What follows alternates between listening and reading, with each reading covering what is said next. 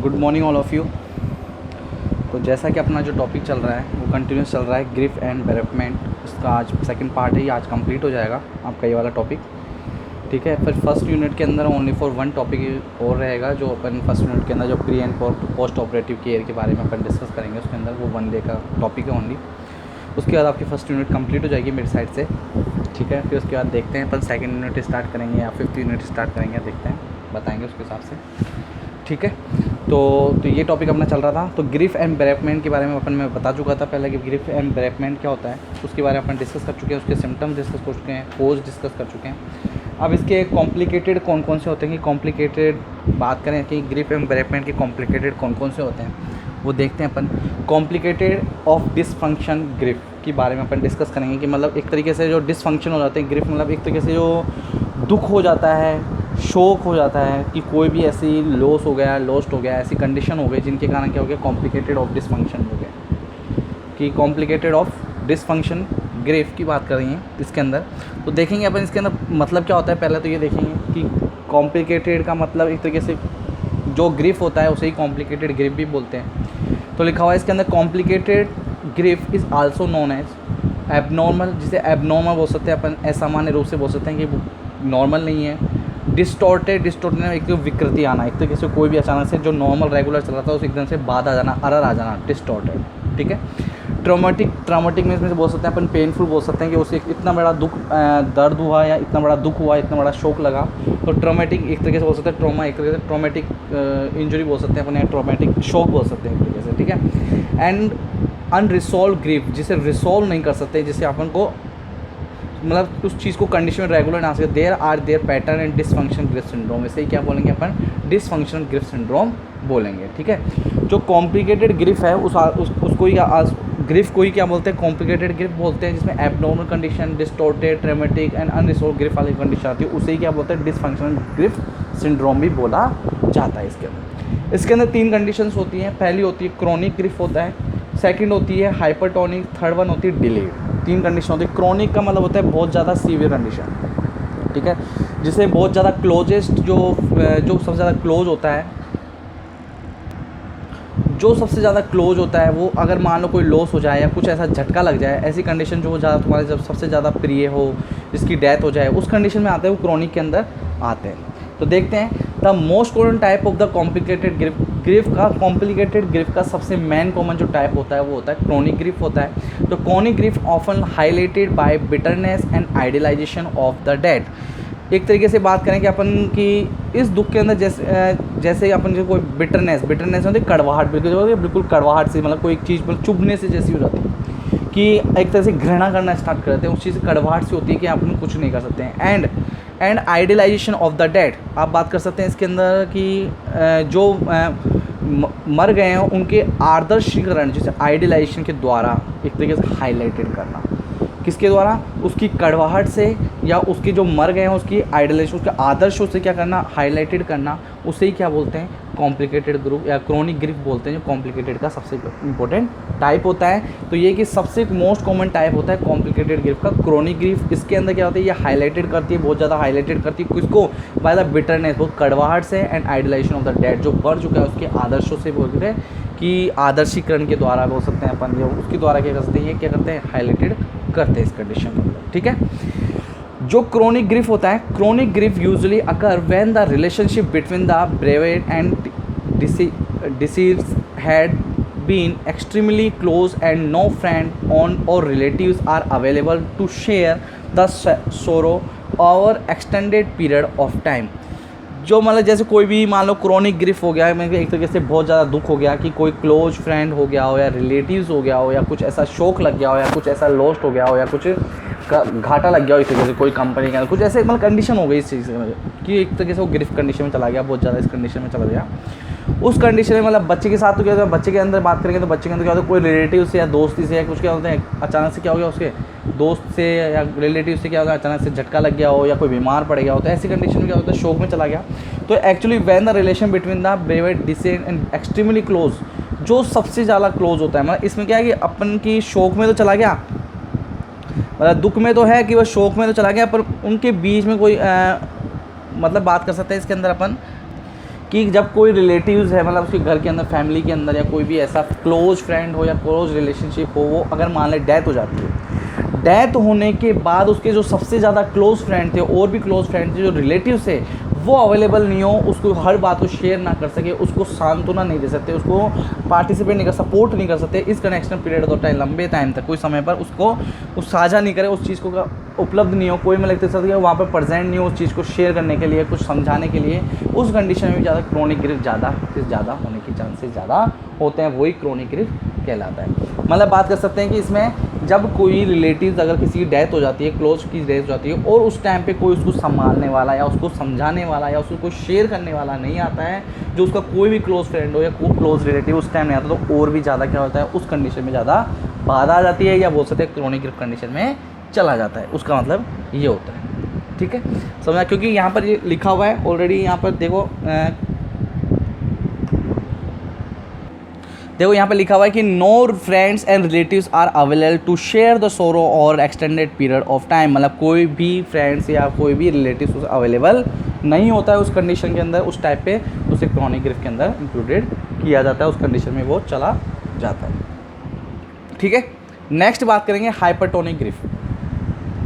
Hypertonic का मतलब यहाँ पर पहले तुमको पता चल रहा है कि हाइपरटोनिक का मतलब एक तरीके से हाइपर हो रहा है, इस कंडीशन बहुत ज़्यादा बढ़ गई है,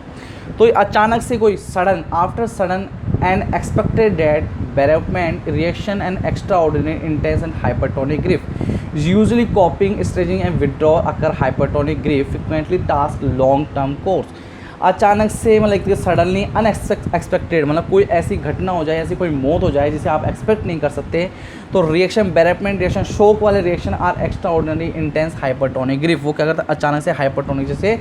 असाधारण तीव्र बहुत ज़्यादा क्या करता है, एक्साइट बहुत ज़्यादा क्या करेगा, वो रिएक्शंस करेगा, चिल्लाना करेगा, बहुत तेज चिल्लाएगा, बहुत ज़्यादा शोक चल जाएगा, बहुत मतलब एक तरीके से तीव्र कंडीशन, मतलब एक बहुत ज़्यादा फास्ट कंडीशन, बहुत ज़्यादा तीखी एक तरीके से बोलते हैं, उस तरीके से क्या करेगा वो रिएक्शंस करेगा कि ये चीज़ तो हो ही नहीं सकती है, कैसे हो गई, चिल्लाना चीखना, उसका बिहेवियर भी अचानक क्या हो जाएगा, चेंज हो जाएगा, सडनली अनएक्सपेक्टेड, आप किसी की सोच नहीं सकते उस कंडीशन में वो चला जाएगा। Than usual coping staging and withdrawal occur hypertonic grief frequently task long term course, और वो क्या करे सामान्य रूप देखा जाए तो वो सामान्य रूप से is using कॉपिंग staging and withdrawal occur the hypertonic, जैसे ग्रिफ के धीरे धीरे क्या करे विड्रॉ करेगा frequently task and long term course, ये लंबे टाइम तक बोलते ये कि जैसे विड्रॉ करके हाइपरटोनिक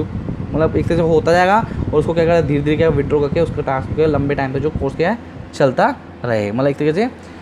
एक पीरियड्स बोल सकते हैं अपन कि टाइम चल रहा है, लॉन्ग टर्म कोर्स है, एक टास्क है, एक तरीके से जो हाइपरटोनिक ग्रिफ ऑटोमेटिकली क्या धीरे धीरे क्या विड्रॉ हो जाएगा, वो किस कंडीशन में आएगा, हाइपरटोनिक ग्रिफ के अंदर आएगा।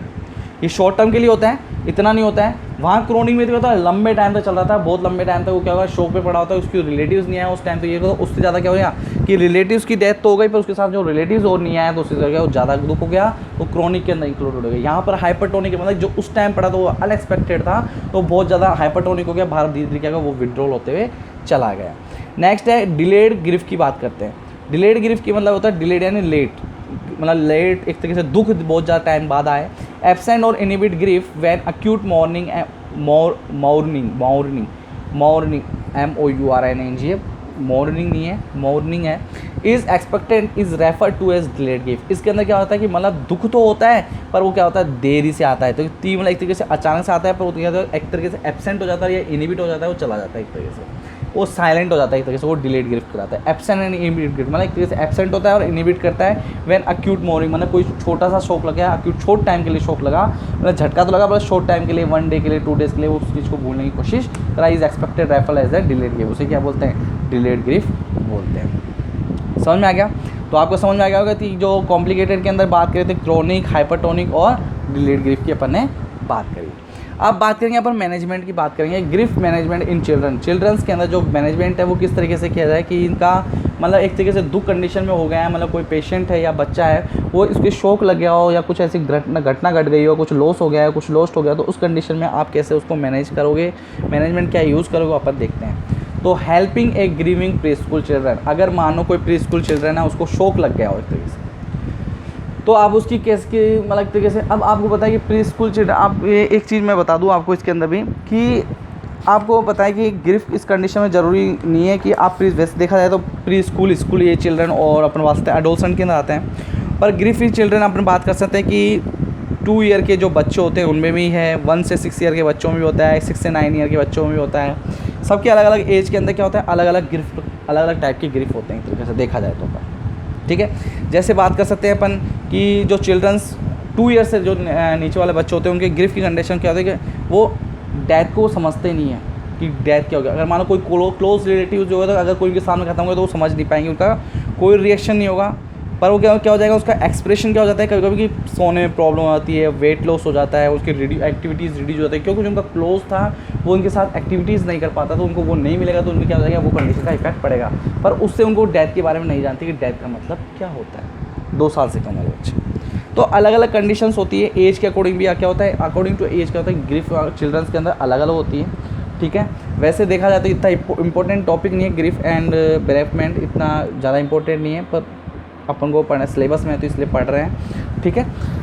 तो इसके अंदर देखेंगे अपन, वो फर्स्टली अपन देखेंगे हेल्प कैसे करेंगे जो प्री स्कूल चिल्ड्रन जो 3 to 5 ईयर की एज वाले बच्चे हैं, जो 3 to 6 ईयर के वाले बच्चे होते हैं, वो 3 to 5 ईयर वाले बच्चे होते हैं, प्री स्कूल एज चिल्ड्रन वाले बच्चे होते हैं, उनकी कैसे हेल्प करोगे। अगर वो ग्रीविंग कंडीशन में आ जाए या ग्रिफ के अंदर कंडीशन में आ जाते हैं तो आप कैसे हेल्प करोगे, कैसे मैनेजमेंट करोगे। तो इसमें पहला है answer the child question honesty and simply. आप क्या करोगे, बच्चों की जो आंसर है, बच्चों से जो भी पूछोगे, क्वेश्चन करोगे, तो आपको क्या करना है, बच्चों की जो सवाल है वो आपको बच्चों के सवाल के ईमानदारी से, ऑनेस्टली एंड सिंपल उसका जवाब दे। जो क्वेश्चन का जो चाइल्ड क्वेश्चन जो करता है आपसे, तो उसका आंसर क्या, answer the child question honestly and simply. आपको जो भी आंसर देना है और सच्चा देना है और सिंपल सरल आंसर देना है अगर बच्चा कोई भी क्वेश्चन पूछता है तो। Allow them talk about loss, help them share their fears and worry. आप बच्चे को मतलब एक तरीके से बोल सकते हैं कि कोई भी नुकसान हुआ है, कोई भी लॉस हुआ है, तो उन्हें नुकसान के बारे में बात करने की अनुमति दें। कोई भी नुकसान हुआ है तो उसके ऊपर कोई बात करने के लिए उसको अनुमति परमिशन देनी है, अलाउ करना है। Help them share there fear and worries. आपको क्या हेल्प करनी है और शेयर करनी है, उनको डर किस बात का है, जो भी डर है, उसकी जो भी चिंता है, उसकी मदद करें, हेल्प करें, वो आपको बताने में आसानी हो, उसको आप उसको सॉल्व कर सकें।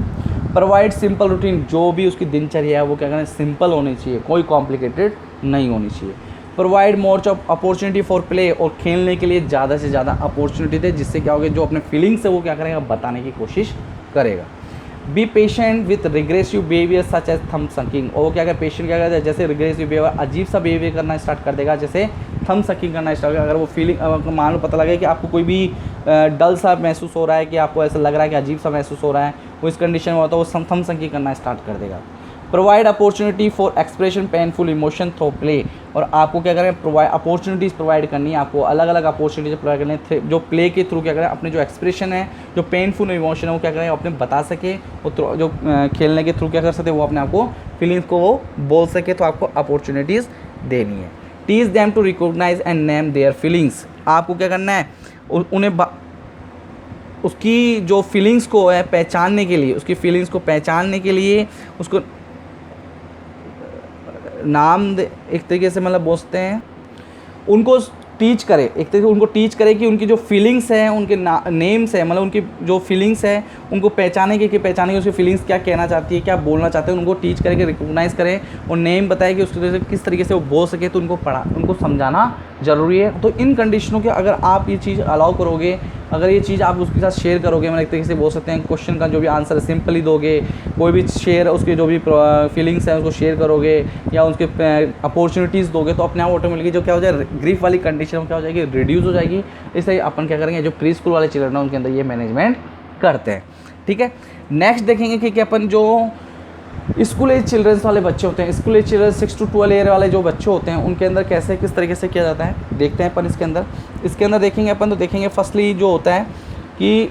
Keep task simple, try to keep the child busy and these simple task. आप बच्चे को बिल्कुल सिंपल टास्क दीजिए, जो उससे क्या हो जाए, वो ईजी टास्क होना चाहिए, जिससे वो बिजी हो जाए उसके अंदर, उस टास्क को कंप्लीट करने के लिए क्या हो जाए, वो व्यस्त हो जाए, उसके अंदर वो बिजी हो जाए, जिससे उसको अपने फीलिंग्स भी बताने की कोशिश करे, या उसको बोल सकते हैं अपन जो चिंता है, जो दुख है, उसको क्या हो जाए, ऑटोमेटिकली क्या हो जाए, उससे रिमूव होता चला जाए। Encourage them to let you know when they are worried and having difficulty time. मतलब इसका ये है कि जैसे